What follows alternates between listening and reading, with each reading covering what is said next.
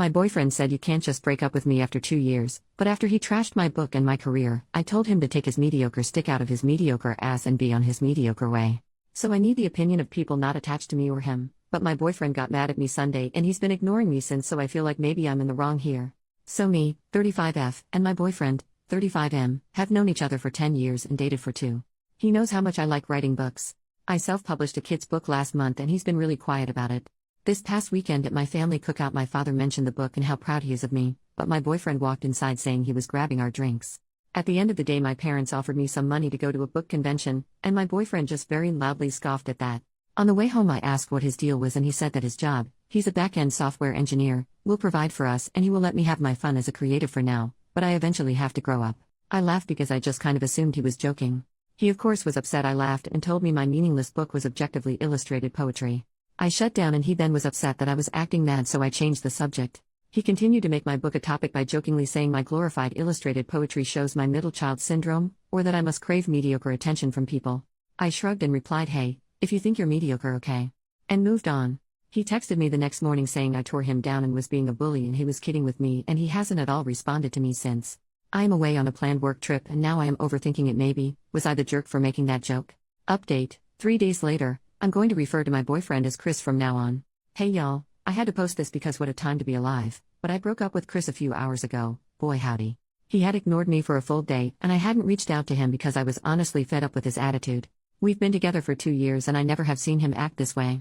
I flip-flopped between maybe he was having a bad day or something was going on and he transferred his negative energy onto my book, but no, he's just a soggy moldy baby carrot that didn't think I had dreams of my own or I would throw it away for him. Our mutual friends have told me that he had basically told them that I rubbed my success in his face and made him feel like a simp just following his girlfriend around, being ignored when he has a successful business and has the higher paying job. He texted the day after his silent treatment that me not reaching out to him was a sign that I don't love him, and went on to say that I love my book more than I love him because I neglected him while working on it, and then that I didn't praise him at the party as my biggest supporter. The rest of his paragraphs, very long texts, went on to talk about that he had this whole plan that he would marry me and we would be engaged this year. But then you started not listening to me to drop things and focus on us, our lives and the future by taking up hobbies, and that my therapist poisoned me against him. I was diagnosed with depression this year and therapy has helped a lot. It hurt because I felt immediately like all I do is just rubbish to him. How the heck can you say that? I loved him so much because he was someone I thought I would be with forever. Guess not. I got angry and was texting him to ask, what makes you think I don't love you? I'd do anything for you. And just as I hit send, his new message popped up and it said, you wrote your book and you got your party. I assume now that I can finally have my girlfriend back, we can have a talk. I don't think you understand how I want our marriage to be, so I want to make things clear. But then he responded to my message, are you kidding me? If you're not going to prioritize me over a book no one but you cares about, why am I even staying with you? I can go find a woman who supports her man and wants his career and dreams to be successful. So I said alright, go find her. We clearly don't work. Best of luck. Him, wait, are you breaking up with me? Me, what do you want me to do? You've made it clear I am not what you want anymore. Him, you can't just break up with me. Me, Chris, please. Him, you can't just make that decision for me. You can't break us up like this. It's been 2 years. Me, 2 years in which one thing I wanted to do, one thing I was proud to have done, and you needed to shit on it. You've been so sour about it and I don't get it. So get your better woman. Him, but you can't just break up with me. We have to talk. He calls. I decline. Him, pick up. You are being ridiculous. He shows up at my door and the second I opened it trying to push in, but I hadn't left the chain lock on. He was screaming at me. He said I can't break up with him. It's been 2 years. How do I think it will go for me to try dating again after passing the expiration date for children? That's when I asked him to leave or I would call the police. And he said he will never forgive me for this book as it's ruined me as a person, and for some reasons I said, Chris, take your mediocre stick out of your mediocre ass and be on your mediocre way. And then I called my parents to tell them what happened. My mom is over now plying me with a mixed drink and she's been making fun of the repeated, you can't break up with me, line as he said many times in text and bunch in person. She said she was proud because I am usually quite passive and she didn't like him bulldozing over me, and when I asked her what she meant she brought up a lot of things I never really thought about. Chris would shoot me down a lot and I honestly thought I was compromising for our relationship, but it seems to some that I was just letting him speak for me a lot. 2 years. It feels like a blip and a lifetime at the same time. It's hitting me that it's over and my mom is staying over with me. But I have many what the hells to deal with, just not tonight. Small update, the next day, holy hell this blew up. I am usually a Reddit lurker on anonymous mode, so I was overwhelmed in the best way to see all this live and support. It made me cry. Good years, I promise. I cried most of my bitter ones a bit last night on my mom's shoulder. She was right, I don't miss him but the version of him I thought he was. And so I choose to look forward. Mom and I stayed up and read comments together. She's not a Reddit gal but loved all your messages and says she's happy to be the Reddit mom lol. Mom made breakfast this morning and we were eating when there was knock at the door. My mom held a hand up to halt me and got up herself to go to the door and ask who it was. Then I heard her say you have 15 seconds to leave or you're going to be made to leave. I got up to see mom shouting through the still locked door peeking through my peephole. There was someone on the other side talking back to her but she just kept steadily counting down. By the time she got to 6, she had put her shoes on and was holding my broom. I'm not stupid, I knew it was him even then but then my phone went off, and I didn't reply. It was him again. He left flowers and an apology card, along with a stuffed owl bear. Mom asked me if I wanted to read the card and I said I did. It basically was a long-winded apology admitting he was being a jerk but work has him stressed and he underappreciated me in general and it all came out in a nasty way. He's so sorry. He should have given me space and respected me more and will never do it again. He didn't sleep last night feeling so much regret over what he did and will do better. To please call. That he misses me and let's not throw away 2 good years of foundation away over a stupid fight. I handed it to my mother who read it, snorting and chuckling yeah I bet to herself and then stood up and went to the kitchen returning with a trash bag and my cell phone. What's the play, coach? She asked and just to freak her out I took the phone and pretend to call the pizza shop. Yes Domino's, we need a pizza, yes, I'm breaking up with my ex and we need to toss his shit out. All that to say it's now evening? The sun is lower and my neighbors are watching my house as I am in my parents' pool in their backyard drinking margaritas with my sister and brother. Mom tells the story to all of them over and over. I had texted him. Chris, we are done. All of the things you left at my place are in garbage bags on the porch. The neighbors have their camera pointed at the house so please just take your stuff and go. Don't knock. I am not in. If it's all there on Monday, it goes with the rest of the garbage to the curb. He replied asking if not home, where was I? But I won't be giving energy to this. I will spend the weekend with my family and I feel so lucky to have them. I've decided that I will go for another book. For those asking for links to this book already out, sorry, but when Mom and I read the comments she said, don't you dare put your name out there. They all seem lovely, but you don't know what others will do and I feel like if I did, it would be like opening the door to Chris like I did last night. You were right, that was dangerous. But if you are looking to do something nice, I would be absolutely overjoyed if you did one or both of 2 things. 1, love yourself and truly know you deserve love and nothing less and 2, buy books from a locally owned bookstore or buy art from the artist or commission an art piece etc. The art world is wonderful but also a struggle and many aren't as lucky as I am to have a strong support system. So support yourself and your local artist. Thank you all. Another edit. Sorry there were a lot of same questions in the comments. 1. Yes, we were an interracial couple. I am Black, Indigenous, and Middle Eastern. And he is Irish and French descent. 2.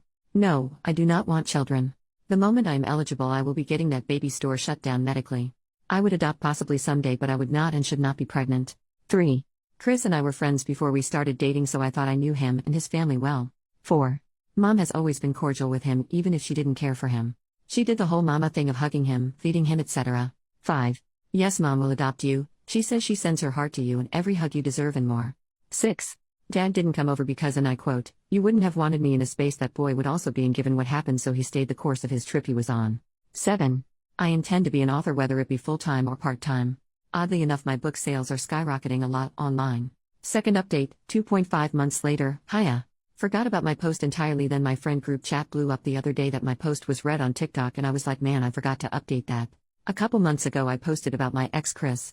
It's a bit of a trip to Mordor to explain so you're free to read the old posts but essentially I broke up with him because when I achieved a childhood dream of publishing a book for kids, instead of being a supportive partner he chose option B, being a butthurt needleless porcupine. Ineffective sure, but damn sure he's not. Anyway I posted about 2 or so months ago. To answer a couple questions about it all, yes I published using a popular site, no I can't share the title without outing my real name, and yes I did promote it at local conventions. You guys my book sold a bunch. Like last month I made $500 and this past month I made $700 bunch. Like local booksellers have started selling it and I was featured on a couple websites, TikToks and the like bunch. I will be a speaker at a local to my country book event bunch. A bunch. I have been over the ever-loving freaking moon about it. But of course while all this was happening, my breakup with Chris was also happening. My brother Kate and my sister Lena were up with me at our parents' for the weekend and we ended up making a week of it. Lena is in school and her classes were virtual that week for some reason. She explained it twice but one time I was drunk and the other high so I don't remember, and Kate works for himself and had his laptop, and I had the week off anyway anticipating the breakup to suck raw eggs so my poor empty nest parents had all 3 of their rowdy, loud, rambunctious, crazy, and oftentimes chaotic grown-ass children in their home. I say that laughing a bit because to be honest they freaking loved it. Dad was beaming every single day. He would come into the guest rooms with coffee in the mornings to wake us up because he cooked breakfast every freaking day. And my mom would sit with us at night drinking and laughing. We played all my childhood games like Sorry and Monopoly, and we taught our parents some new ones like One Night Ultimate Werewolf, Sushi Go, and Exploding Kittens. The last of the nights we all were drunk as shit and we played Cards Against Humanity. My siblings and I played Truth or Drink damn near every night. It was the retreat I needed to sort of check out from my real life, but sadly, it didn't last forever. Dad took me home at the end of that next weekend. He wasn't about to let me be in the house unprotected, so my brother offered to stay a week at mine as well. Dad and brother checked the whole property before even letting me leave the car. Dad snapped his fingers and said I half wanted him to be stupid enough to be here before leaving. I did note that the house looked a bit different than I remembered leaving it, but it was small stuff. Like a cup in the sink when I swore Mom had done the dishes when we left, or the blanket being over the loves eat rather than my recliner, but the real red flag my dumbass ignored is oh well, was that my bed was made.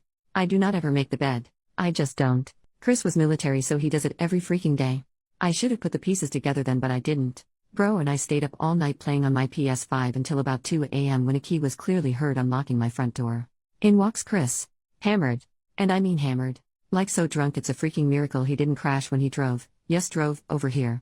He saw me and just slurred something about finally I came home and he had been waiting.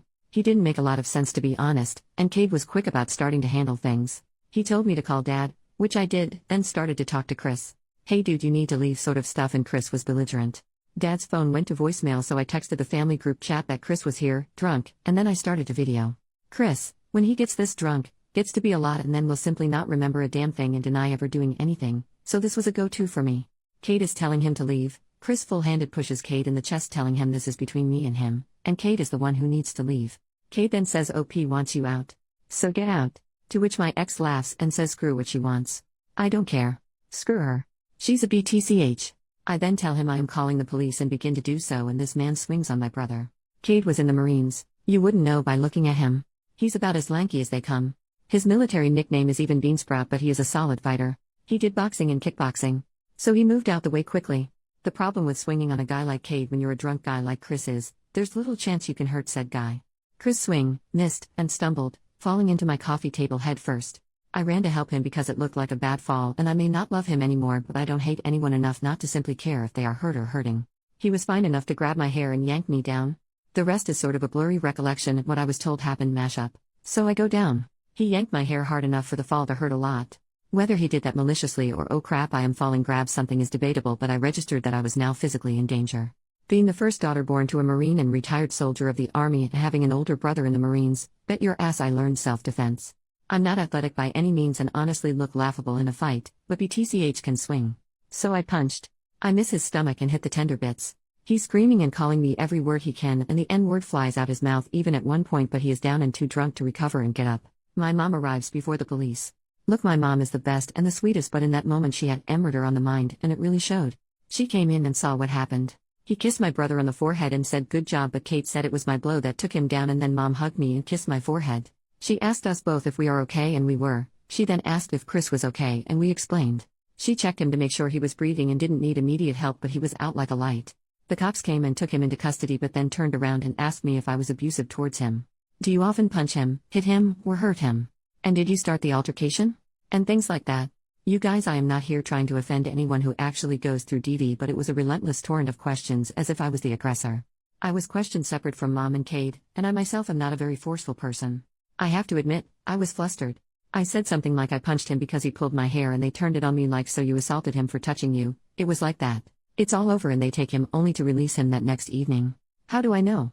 Because he called me from jail to ask I pick him up. His parents are out of town, so he begged and begged. I was dumbfounded because hey, there's a legal issue here now because you attacked me. He said he doesn't even remember.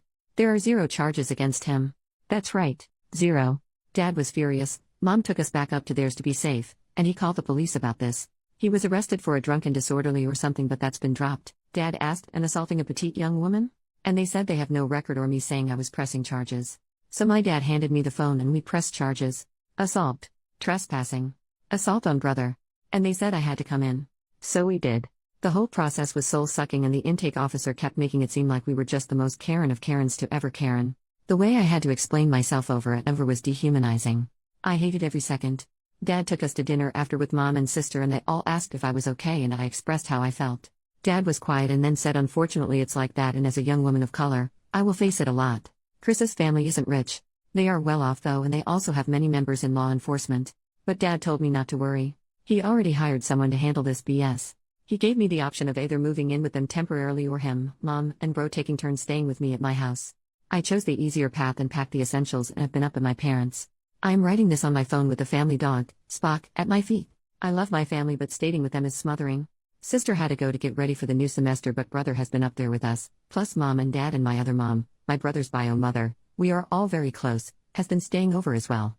They are all hovering and doting and protective, and by all things holy, I feel almost infantilized.